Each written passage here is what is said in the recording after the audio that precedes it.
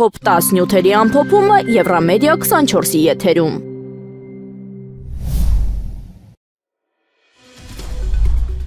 ԿԳՄՍ նախարարությունը հայտնում է այն ծնողները, ովքեր երեխաներին հայտագրել են հանրակրթական դպրոցի առաջին դասարան մինչև 2026 թվականի սեպտեմբերի 5-ը պետք է դիմում ներկայացնեն դպրոցի տնօրենին։ Երեխային տվյալ հաստատություն ընդունելու եւ ծնողի հետ պայմանագիր կնքելու նպատակով։ Դիմումը հնարավոր է ներկայացնել երկու եղանակով՝ էլեկտրոնային կամ թղթային տարբերակով, կախված նրանից, թե ծնողը ունի էլեկտրոնային ստորագրություն եւ անցել է նույնականացում ԵՍԵՄ ազգային հարթակի միջոցով։ Նախարարությունը ընդգծում է էլեկտրոնային ստորագրություն չունենալը որևէ կերպ չի խոչընդոտում երեխայի ընդունման գործընթացին, քանի որ բոլոր անհրաժեշտ գործողությունները կարելի է կատարել նաև թղթային եղանակով։ ԿԳՄՍ-ն զգուշացնում է սեպտեմբերի 5-ից հետո ինքնաշխատ կերպով կչեղարկվեն այն երեխաների հայտերը, որոնց ծնողները սահմանված ժամկետում դիմում չեն ներկայացրել, ուստի կոչ է արվում գործընթացն ավարտել մինչև նշված օրը։ Ուժեղ Հայաստանը մասնակցելու է բոլոր հիմնական թիմ ընտրություններին, այս մասին հայտարարել է կուսակցության առաջնորդ Սամվել Կարապետյանը։ Նրա խոսքով այդ մասնակցությունը կուսակցության գաղտնի ծրագրի կարևոր բաղադրիչն է լինելու եւ քաղաքական ուժը մտադիր է ընտրություններում հաղթանակներ գրանցել։ Կարապետյանը նաեւ նշել է, այս պահին դեռևս որոշում չկա, կուսակցությունը կվերցնի ազգային ժողովի փոխոսնակի պաշտոնը թե ոչ։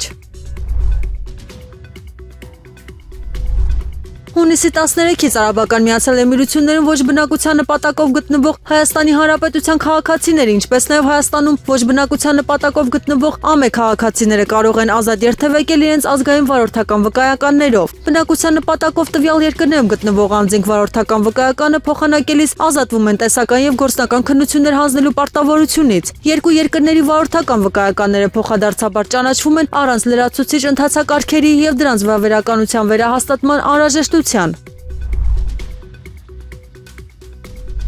Փաշինյանի գլխավորությամբ տեղի ունեցած խորհրդակցության ընթացքում քննարկվել է Երևանում եւ Գյումրիում կառավարության ներդրումային առաջնահերթությունների պլանը։ Ներկայացվել են երկու քաղաքներում առաջնային լուծում պահանջող խնդիրները, որոնք վերաբերում են ջրամատակարարմանը, ճանապարհաշինությանը, մետրոպոլիտենի զարգացմանը, կամուրջների ջրահեռացման համակարգերի, վերելակների, ինչպես նաեւ այլ կարևոր ենթակառուցվածքների արդիականացմանը։ Գյումրիի մասով առանձնացվել են տնակների խնդրի վերջնական լուծումը, զբոսաշրջային կլաստերի զարգացումը, ճանապարհների հիմնանորոգումը, վթարային շենքերի հարցը եւ ավտոկայանի կառուցումը։ Ուժեղ Հայաստան կուսակցության նախագահ Նարեկ Կարապետյանը հայտարարել է, ազգային ժողով անցնելու դեպքում իր աշխատավարձը կազմելու է ընդամենը 1 դրամ։ Նրա խոսքով կուսակցության ներկայացուցիչներ չեն ստանալու պարգևավճարներ, քանի որ դեմ են պետական բյուջեի միջոցների անարդյունավետ ծախսմանը։ Կարապետյանը նշել է, իր աշխատավարձի մնացած մասը յուրաքանչյուր ամիս փոխանցվելու է բարեգործական նպատակներով։ Նա նաև խոստացել է պարբերաբար հրապարակել հաշվետվություն, թե կոնկրետ որ նախաձեռնություններն են փոխանցվելու այդ միջոցները։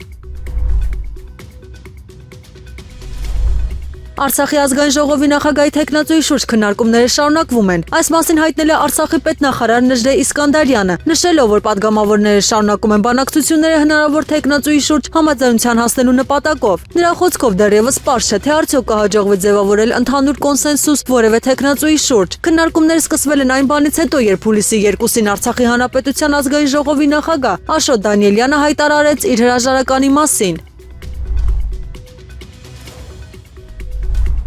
Ադրբեջանի նախագահ Իլհամ Ալիևը հայտարարել է, ԱՄՆ նախագահ Դոնալդ Թրամփը հատուկ դեր է խաղացել Հայաստանի եւ Ադրբեջանի միջև խաղաղության օրակարգն առաջ մղելու գործում։ Ալիևի խոսքով իր եւ Թրամփի անձնական հարաբերությունները գտնվում են բարձր մակարդակի վրա, իսկ վերջինիս նախագահության երկրորդ ժամկետից հետո երկու երկրների հարաբերությունները զարգանում են համագործակցության եւ փոխադարձ վստահության մթնոլորտում։ Ադրբեջանի նախագահը նաեւ նշել է, ԱՄՆ եւ Ադրբեջանի հարաբերությունները բարձրացել են ռազմավարական գործընկերության մակարդակի, ինչը նրա գնահատմամբ կարևոր նշանակություն ունի ինչպես երկու երկրների այնպես էլ ամբողջ տարածաշրջանի համար։ Բաքվի վերաքննիչ դատարանը շարունակել է Արցախի նախկին ղեկավարների նկատմամբ իրականացվող շինծու դատավարությունը, որի շրջանակում քննվում են Արայիկ Հարությունյանի, Արկադի Ղուկասյանի, Բակո Սահակյանի, Դավիթ Իշխանյանի, Դավիթ Բաբայանի, Լևոն Մնացականյանի եւ մյուսների գործերը։ Դատական նիստի ընթացքում Արկադի Ղուկասյանի պաշտպանը միջնորդել է բեկանել կայացած դատավճիռը եւ ամբողջությամբ արդարացնել իր պաշտպանյալին։ Հայտնի է, որ գործով հաջորդ դատական նիստը նշանակված է հուլիսի 10-ին։ Բագրատ Սրբազանը դատական հայց է ներկայացել վարչապետ Նիկոլ Փաշինյանի դեմ, պահանջելով հերքել ընտրակաշառքի վերաբերյալ իր հայտարարությունները, որոնք ըստ հայցի զրպարտչական են։ Գալստյանը պահանջում է, որ դատարանի վճիրն օրինական ուժի մեջ մտնելուց հետո Փաշինյանը 5 աշխատանքային օրվա ընթացքում հրապարակայնորեն հերքի իր հայտարարությունները, դրանք հրապարակելով ՀՀ կառավարության եւ վարչապետի պաշտոնական կայքերում, ինչպես նաեւ առնվազն 5000 տպաքանակ ունեցող մամուլի միջոցով։ Դատարանը բավարարել է իրավապահների միջնորդությունը եւ 2 ամսով կալանավորել ԲՀԿ առաջնորդ Գագիկ Ծառուկյանին։ Նրա պաշտպան Երեմ Սարգսյանը հայտարարել է, այս որոշումն իրենց համար անակնկալ չէր, քանի որ իր խոսքով այն սկզբից ի վեր եղել է կանխորոշված եւ հրապարակային հանրարականի արդյունք։ Փաստաբանի պնդմամբ դատարանը նույնպես հաստատել է ձերբակալության իրավաչափությունը, չնայած այդ հարցը նիստի ընթացքում առանձին չի քննվել եւ կողմերը դրա վերաբերյալ դիրքորոշում չեն հայտնել։ Պաշտպանները նաեւ տեղեկացել են, որ Գագիկ Ծառուկյանին կտեղափոխեն կենտրոն քրեակատարողական հիմնարկ։